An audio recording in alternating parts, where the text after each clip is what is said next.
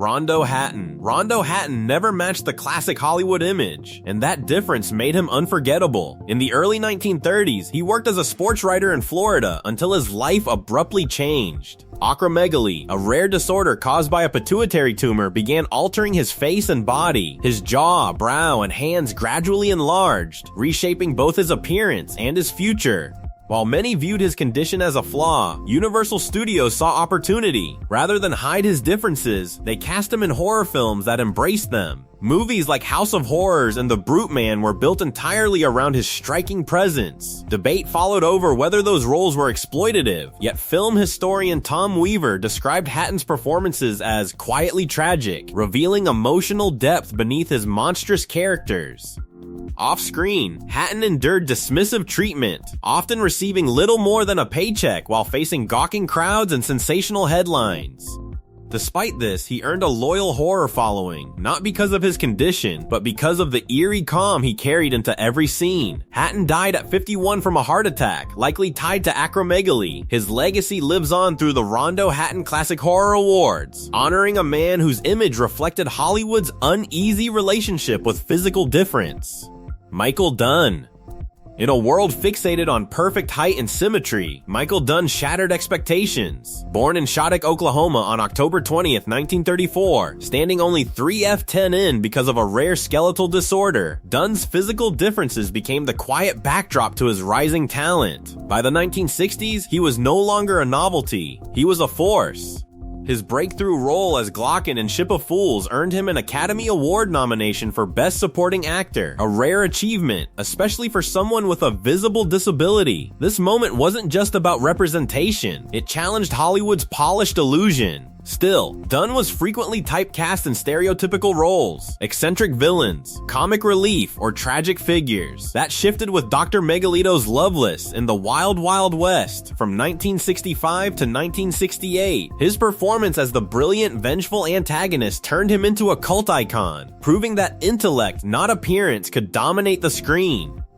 Off-screen, Dunn pushed back against Hollywood's narrow labels, famously stating, "I am a human being first, an actor second, and a dwarf third." But the pressure of his demanding career eventually caught up with him. On August 30th, 1973, Dunn died at just 38, likely from complications linked to his condition. His relentless workload only worsened his health, a tragic irony for someone who spent his life proving he could keep pace with the best. Before we jump to the next character, like and subscribe for more hidden Hollywood stories. John Carradine. By the late 1960s, John Carradine's gaunt appearance and booming baritone had made him a familiar face in horror and drama, but away from the camera, his body was failing him. Severe arthritis, worsening with time, twisted his hands and locked his movements, turning everyday actions into painful challenges. Early on, the condition was easy to miss, but as he took on low-budget thrillers and Shakespearean revival, the signs became impossible to hide. Some filmmakers even leaned into his altered posture and rigid gait, using it to heighten his unsettling screen presence. Intentional or not, his physical limitations became part of his mystique. Kitty, known for his relentless work ethic, pushed through constant pain, often requiring help between takes. He rarely complained, believing an actor's duty was to perform regardless of the cost. Despite mounting physical struggles, Carradine refused to slow down or retire. With more than 350 film credits, his output was extraordinary. His sons, David, Keith, and Robert, later credited his unwavering dedication as the blueprint for their own careers. For years, his suffering remained hidden behind a massive Ursum and iconic roles, until later biographies exposed the true extent of his hardship, a man who didn't just act through adversity, but built a lasting legacy upon it. Peter Falk. Peter Falk's unmistakable squint was never a deliberate acting choice. It came from losing his right eye to retinoblastoma, a rare cancer, when he was just 3 years old. Surgery saved his life, but left him with a glass eye, something Hollywood initially saw as a liability in an industry obsessed with symmetry. Early casting agents questioned whether audiences would accept a leading man with such a visible difference. Falk proved them wrong when he stepped into the role of Lieutenant Columbo in the 1968 television film Prescription Murder. What once seemed like a flaw became part of the character's quiet magnetism. Columbo's tilted posture, drifting gaze, and slow methodical questioning were not random quirks. They were shaped by Falk's physical reality. Many believe his need to compensate for depth perception influenced the detective's deliberate pace. Falk leaned into it, even joking about his glass eye, once saying, "I've got one eye, but I can see through you." Directors subtly adjusted camera angles, but Falk's timing and presence carried every scene. Despite early doubts, his portrayal redefined what a television lead could look like. Talk of a Columbo reboot still surfaces, but no one has come close to replacing him. One glass eye created a legacy that remains unmatched. Dick York. In 1959, one misstep on a film set permanently changed Dick York's career, and some say sitcom history itself. While shooting They Came to Cordura, he suffered a devastating spinal injury. The scene called for lifting a railroad handcar, but something went wrong, tearing muscles and damaging vertebrae in his back. The result was chronic pain that followed him for the rest of his life. By the time York was cast as Darren Stevens on Bewitched in 1964, the pain was relentless. For 5 seasons, he worked while enduring severe physical limitations. Many scenes were filmed with him sitting or leaning, and scripts were quietly adjusted to fit his condition. York later admitted he depended on prescription medication just to function, sometimes needing support simply to deliver his lines. The pressure eventually broke him. In 1969, York collapsed during filming and was rushed to the hospital. His health never truly recovered, and he was replaced by Dick Sargent, creating one of television's most talked about casting changes. At the time, audiences were only told he had health problems.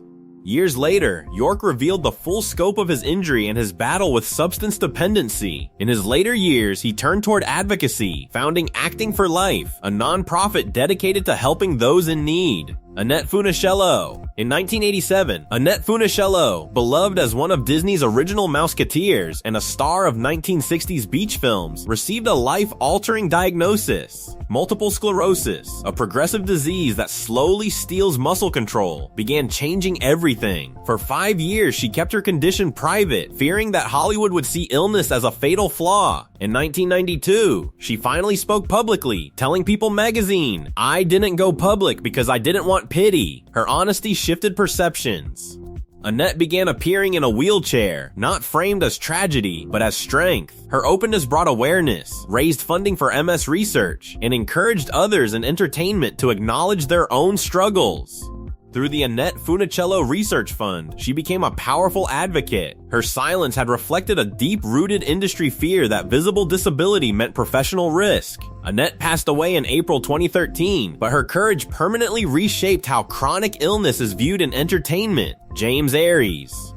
Few realize that James Aries, the towering 6'7" star of Gunsmoke, carried a hidden war injury throughout his career. In early 1944, while serving with the U.S. Army's 3rd Infantry Division in Italy, Aries was shot in the right leg during the brutal Anzio campaign. The wound was so severe that amputation was considered. He spent over a year in military hospitals, and the lasting damage left him with chronic pain and a permanent limp that followed him into Hollywood. When Gunsmoke premiered in 1955, producers carefully concealed his limp through blocking and camera placement. Aries minimized the issue, once stating, "I felt the character had to stand on his own." His stoic screen presence was shaped by discipline and the lingering effects of injury. Behind the scenes, the physical toll of filming was obvious, yet he rarely complained. His quiet endurance became legendary, particularly among veterans. His brother, actor Peter Graves, believed Aries' wartime experience gave him unshakable grit that deepened his portrayal of Marshall Dillon, adding weight no script could supply. Ricardo Montalban. Ricardo Montalban, remembered as Khan in Star Trek II, The Wrath of Khan and Mr. Roark on Fantasy Island, spent much of his career hiding intense physical pain. In 1951, while filming Across the Wide Missouri, a horse fell on him, crushing his lower back. The injury left him with chronic pain and partial paralysis. For more than 50 years, he rarely spoke about it. Despite the damage, Montalban insisted on performing physically demanding roles himself. During Star Trek II, rumors circulated about a body double, but he confirmed every scene was his. Off-screen, his struggle inspired advocacy. In the 1990s, he founded the Ricardo Montalban Foundation, and in 2004, the historic Doolittle Theater was renamed in his honor. His refusal to be defined by injury reshaped Hollywood's understanding of strength. He died in 2009 at age 88. Howard McNair. In 1963, Howard McNair, known to millions as Floyd the Barber on The Andy Griffith Show, suffered a devastating stroke that severely impaired the left side of his body. Most actors would have been replaced, but McNair was not. Instead, producers adapted, scenes were rewritten, blocking adjusted, and props positioned so he could remain seated or supported. His speech slowed, movement softened, yet his comic timing endured. The show never openly addressed his condition, but it didn't erase it either. Careful camera work minimized limitations while preserving authenticity. Insiders credit Andy Griffith himself for insisting McNair stay on. At a time when visible disability was rarely seen on television, his continued presence mattered. Though declining health forced retirement by 1967, his return quietly changed how disability appeared on screen. Marty Feldman. In an industry obsessed with perfection, Marty Feldman emerged as a paradox and a breakout star. His bulging, misaligned eyes were not a character choice. They were caused by Graves' disease, a rare condition that pushes the eyes forward. Diagnosed in his late teens, Feldman's appearance often worked against him. Instead of hiding it, he embraced it. By the time he played Igor in Young Frankenstein in 1974, he transformed what others saw as a flaw into his defining strength.